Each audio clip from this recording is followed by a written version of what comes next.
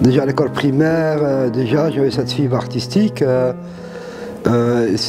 Parfois même à la maison, on me reprochait d'être artiste parce que je suis d'une famille commerçante où le commerce ne m'intéressait pas trop et le côté artistique m'intéressait énormément. En primaire, j'avais des prix, en secondaire, j'avais des prix.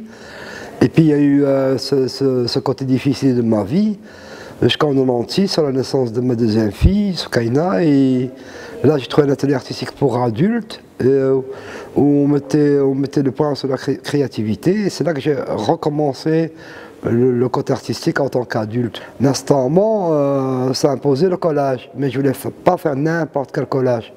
Et je demandais à Sandrine, qui s'occupait de l'atelier à ce moment-là, Sandrine, j'aimerais bien passer au collage, mais je n'ai pas envie de faire le collage qu'on dit entre guillemets traditionnel, c'est-à-dire couper un œil, couper un nez ou couper une forme et coller. Alors on réfléchit ensemble et instantanément elle me met un miroir devant moi. Elle me met fais-toi.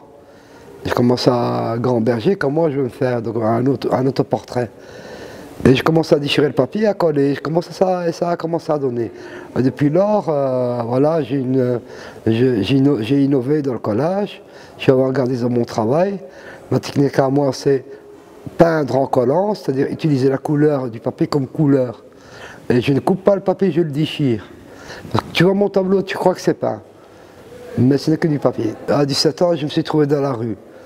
Et la première rencontre, c'est avec mon ami Fikri, rahimahullah.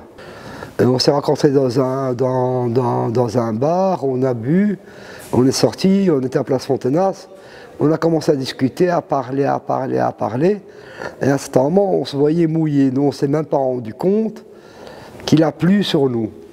Et l'amitié est née à ce moment-là entre lui et moi, et il m'a aidé pendant les 4 ans de rue, donc il m'hébergeait, donc vraiment, et moi j'étais dans un moment très difficile. La deuxième rencontre, c'est avec mon ami Mohamed Chantouf.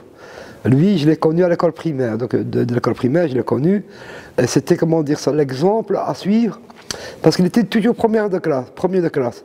Et je l'ai rencontré à l'âge de 22 ans, lui, il était universitaire, et moi, j'étais vagabond. Et je lui ai demandé, Mohamed, est-ce que tu pourrais m'aider à reprendre des études? Et là, il a accepté, et puis il y a eu ce qu'il y a eu, une souffrance terrible, et qui m'a donné l'envie de reprendre des études. C'est comme ça que je suis devenu autodidacte. Et la troisième personne, c'est mon ami, le professeur Étienne Zaït, professeur de psychologie, qui était mon psychologue pendant longtemps. Et c'est lui qui m'a dit, Aziz, bon, j'étais dans No Man's Land, la psychiatrie est une No Man's Land, et qui me dit, va à l'université.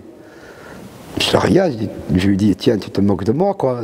Ça a des années, tu me dis, va à l'université, tu me prends pour qui, là? Il me dit, c'est la seule condition, sine qua non de quitter l'hôpital.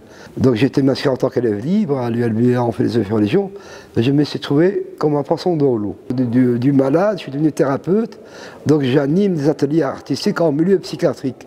Et mon travail à moi apporte beaucoup de bien, étant donné il déchire le papier, il colle de la colle, donc c'est liquide, et c'est un travail qui centre l'individu sur son travail.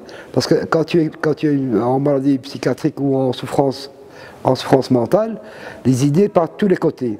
Le fait de déchirer le papier et de le coller, ça ramène la personne à fixer un point, c'est-à-dire il se repose. Je pose la question après l'atelier, comment vous vous sentez?